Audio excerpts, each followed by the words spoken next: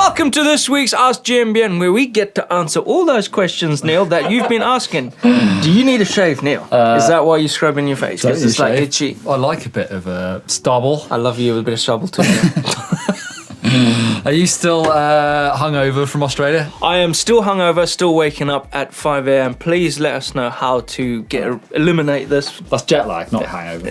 Same thing. Same thing, Neil. Anyway, let's get into the questions. Michael FREYLER says, what I would love to hear about is how do you guys decide to unclip or drop the inside foot before a dangerous corner for stabilisation? Seems like a no-brainer, but with experience, is it hard to get the timing right? There is a little bit of timing involved. It all depends on what kind of corner it is, like a really fast one when you come into drift. You do all your braking before the turn, and you basically unclip or just take your foot off to put it there ready to hit that turn. Just before the apex. I don't necessarily plan it, it just happens. It just happens. But it takes a while to get good on your clips, to sort of twist your foot as you get ready to dab. You think, whoa, no, I'm slipping, I need to dab. You need to get used to doing that real quick. Yeah. I'm still learning that section. Yeah, sometimes you're like, oh, I can't get out, and then dab. And you can adjust your, well, especially with crank brothers, you can have two different sort of angles of release, and I have it on the earliest release. I think it's 15 degrees, so you don't have to do much, and your foot's out. Yeah. SBDs, you just untwist. You can loosen this tension thing within the cleat in the pedal itself. The disadvantage is if you have it really loose, then you can unclip when you don't want to. Yeah, that's not nice. Yeah, that's scary. Okay, next question is from MTB Daily. Hey there, I was wondering whether I need a new bottom bracket if I'm changing my cranks. Cheers, Ollie. Possibly, probably, I don't know. There's so many different standards. I can't answer this. I haven't got the right mind. We'll send it to a man that does have the right mind. Doddy from GMBN Tech.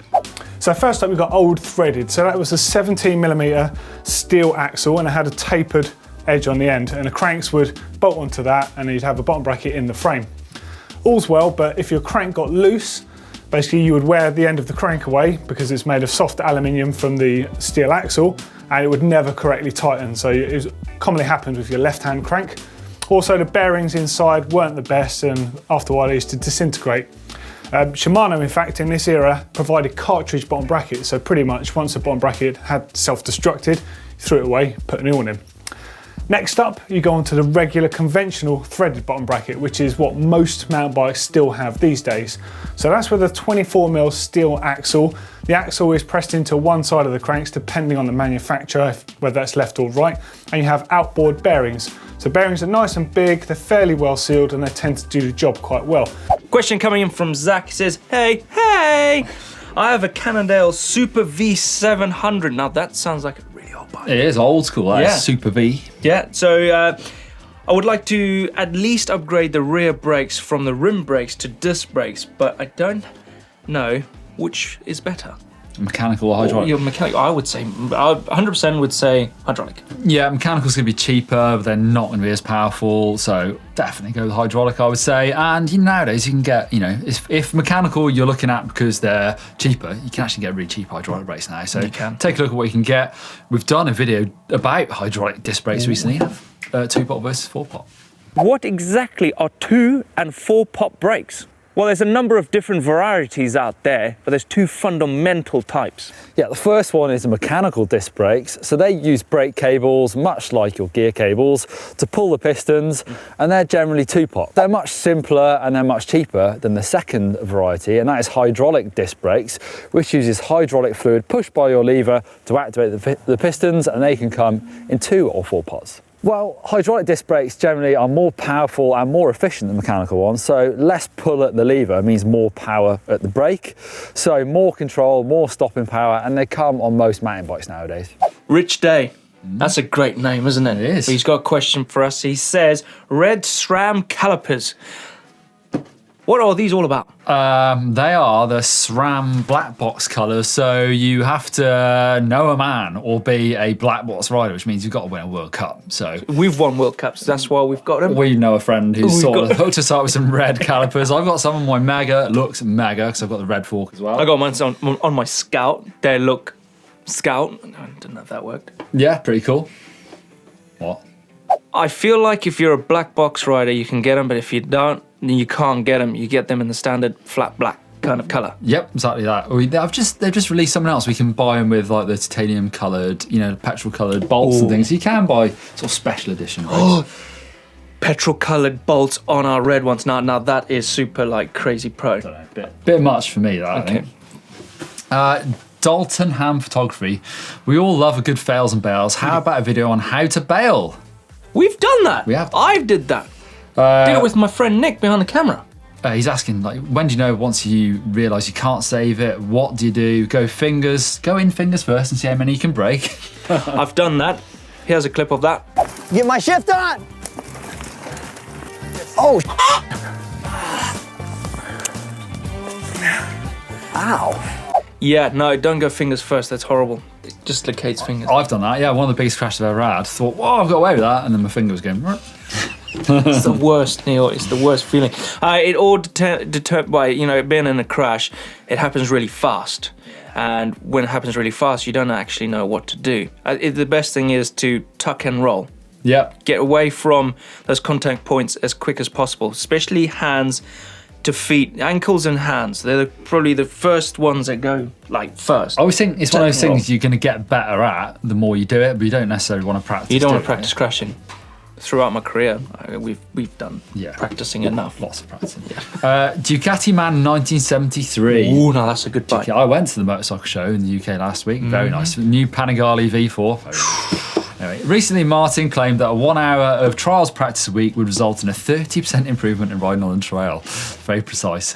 What types of trial skills are best for this? Balance. Moving around at slow speeds. True, we've done loads of videos on those. We've done a lot of this. But Martin has taken us on his Trials Academy. He has. When you're going down a trail, you don't have to hit one obstacle to the next. You can go down through an obstacle, use the next bit of simple trail to line yourself up and get the right line for the next bit, rather than using an incredible tool set you've got of skills to just handle it as you hit it. Practice. Right. Think what you're doing.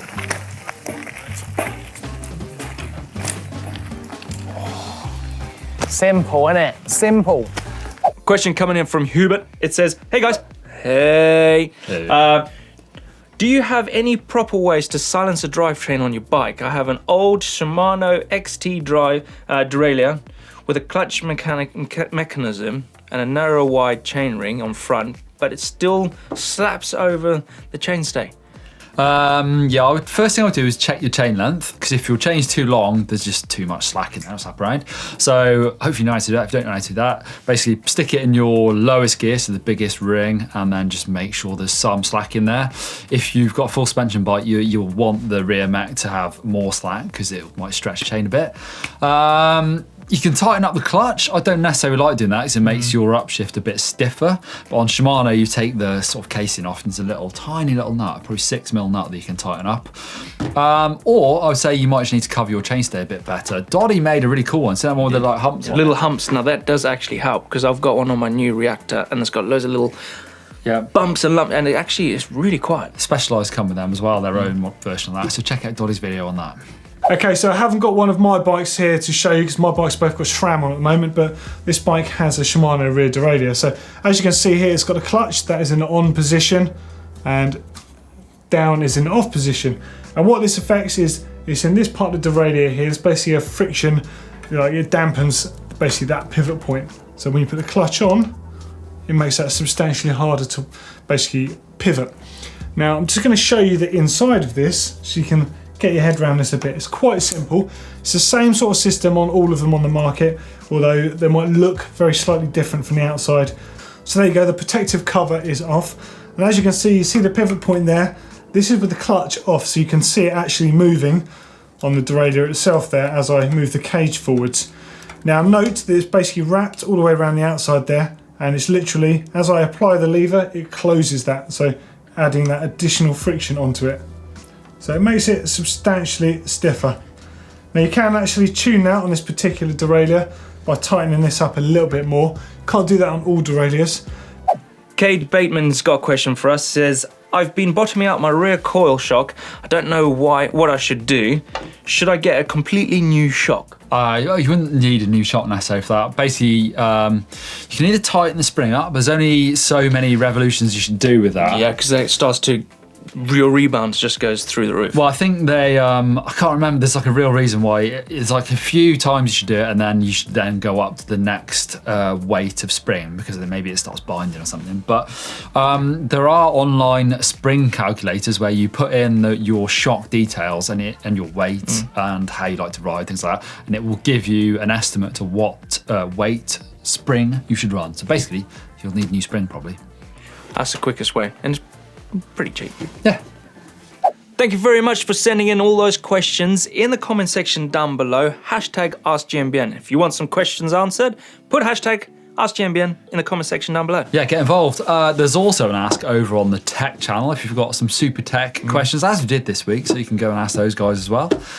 If you want to see another video whilst you're here, then over here for what to wear on your feet in winter. Do you go for a winter boot or do you go for your normal shoes and run some thick socks? Well, yeah, and if after watching that, head over here to watch MPV, a van versus a pickup, where you and I went head to head in some nice Mercedes trucks. Yeah, and the van was the best, of course. I mean, everyone knows that. Thumbs up if you like Ask, and hit that subscribe button. See ya.